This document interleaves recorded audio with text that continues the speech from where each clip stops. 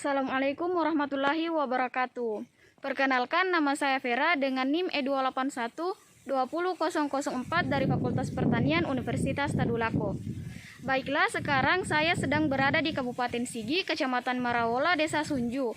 Di sini saya akan melakukan wawancara bersama para petani untuk mengetahui apakah masalah yang dialami oleh para petani. Baiklah teman-teman, jadi masalah yang saya dapatkan yaitu pada tanaman tomat, di mana tanaman tomat ini nampak layu seperti ini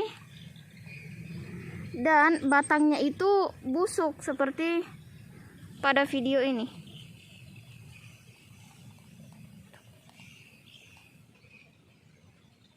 Batangnya menjadi lunak.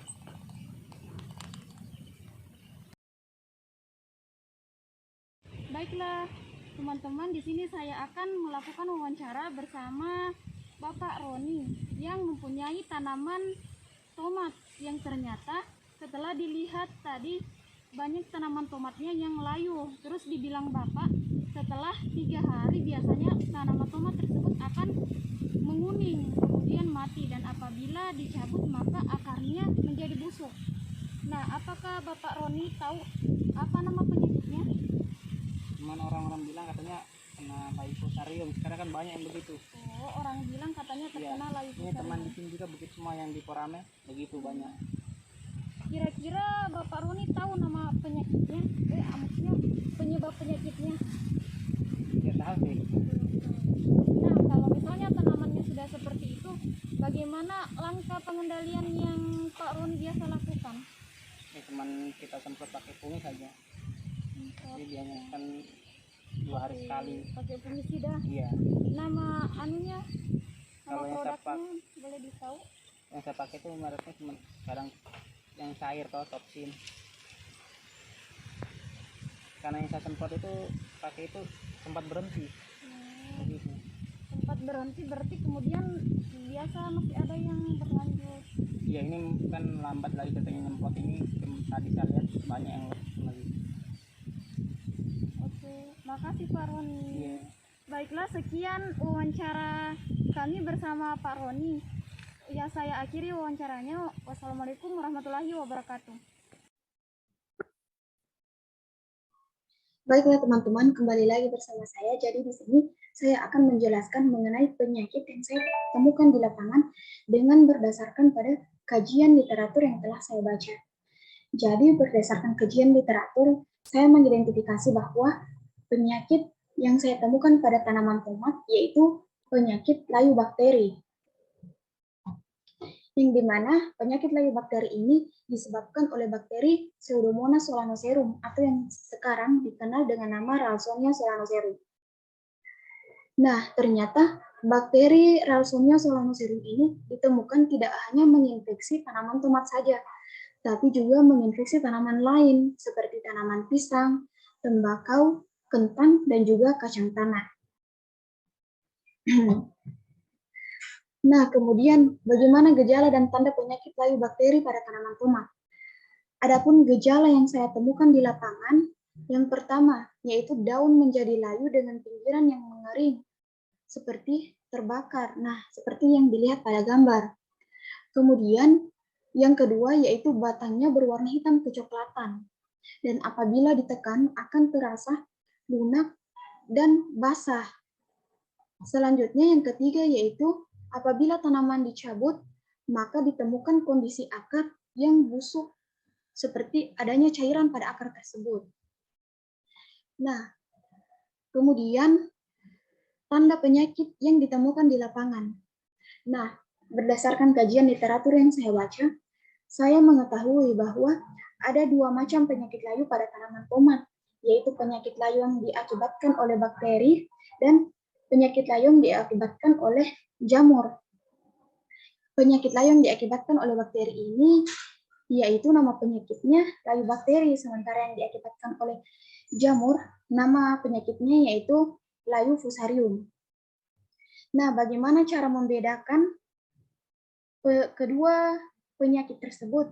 Yaitu dengan melihat tanda yang ada pada tanaman yang sakit. Nah, adapun tanda yang saya temukan di lapangan yaitu Apabila batang tanaman tomat yang terserang penyakit, maksudnya yang terjangkiti penyakit ini ditekan, maka akan keluar seperti adanya cairan.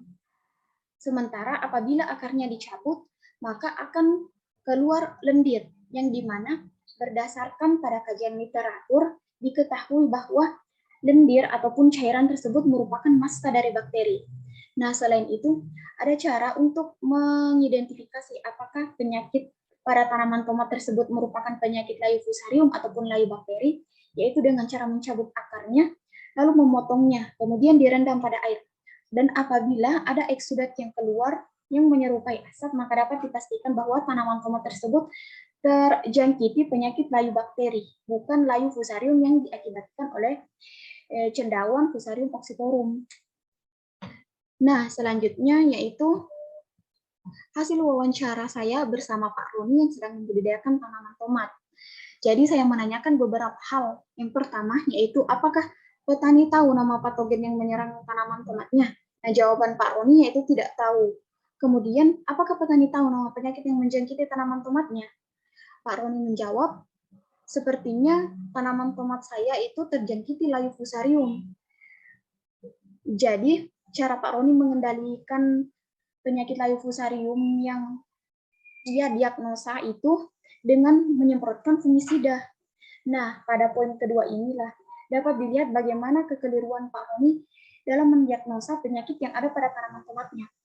Pak Roni mengira bahwa tanaman tomatnya ini sedang mengalami layu fusarium, padahal berdasarkan kajian literatur diketahui bahwa tanaman tomat Pak Roni ini sedang diinfeksi oleh bakteri Ralstonia solanacearum, sehingga mengakibatkan penyakit layu bakteri.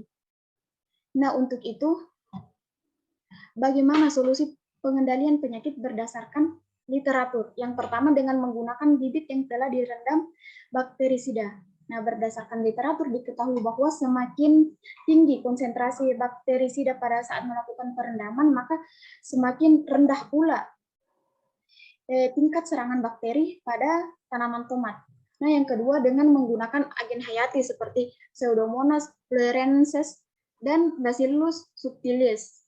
Kemudian yang ketiga dengan menggunakan varietas yang tahan terhadap penyakit. Yang keempat dengan pemberian pestisida dan pupuk. Nah, pemberian pestisida ini juga harus sesuai dengan dosis yang direkomendasikan. Sementara itu pemberian pupuk ini juga berpengaruh terhadap tingkat serangan bakteri pada tanaman tomat. Berdasarkan kajian literatur diketahui bahwa tanaman tomat akan semakin rentan terserang penyakit apabila pemupukan yang dilakukan tidak maksimal. Nah, kemudian yang terakhir yaitu dengan mencabut tanaman tomat yang telah terinfeksi. Hal ini dilakukan untuk mencegah tanaman tomat yang masih sehat juga terinfeksi oleh bakteri Ralstonia solanacearum. Baiklah, sekian yang dapat saya sampaikan. Terima kasih. Wassalamualaikum warahmatullahi wabarakatuh.